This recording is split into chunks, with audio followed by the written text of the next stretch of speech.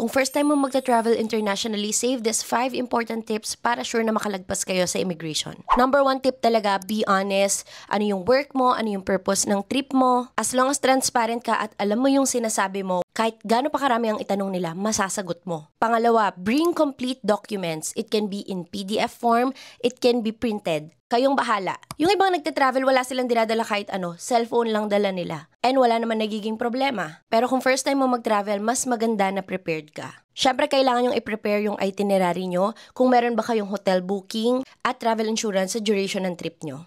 Kami mas gusto namin na printed na para hindi na namin ini-scroll-scroll sa cellphone. Iaabot na lang namin. Napansin ko rin na kapag nandun na kasi lahat, konti na lang yung tinatanong. At syempre, pag tinanong kayo, make sure na match yung details ng binibigay niyong documents dun sa mga sagot nyo, kagaya ng kailan ang balik, saan punta, anong gagawin dun, ilang araw dun. Minsan pinaiikot-ikot lang nila yung tanong. Pangatlo, kung meron kayong work, make sure na meron kayong proof na nag-work talaga kayo. If you are employed, pwede nyo ipakita yung company ID nyo, or baka manghingi pa sila ng supporting docs, kagaya ng Certificate of Employment, and if freelancer ka, Certificate of Engagement. May mga time na matatapat kayo sa officer na medyo mas marami ang tanong at mas maraming hinihingin documents, pero hindi ba't mas okay na prepared? Wala man silang itanong, okay lang. Paano kung marami silang tinanong?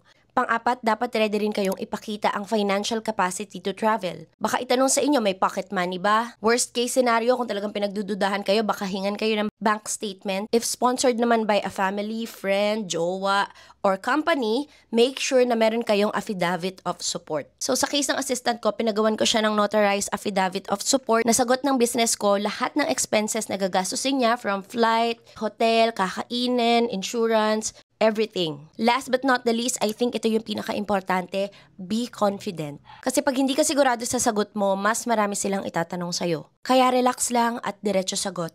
Nung first time kong nag-travel internationally, ang tinanong lang sa akin kung anong work ko. Yun lang, tinatakan na. Pero sa case ng assistant ko, may mga iba pa silang tinanong at kung sponsored, ayan nga. Buti na lang prepared siya. Good luck and enjoy your travel.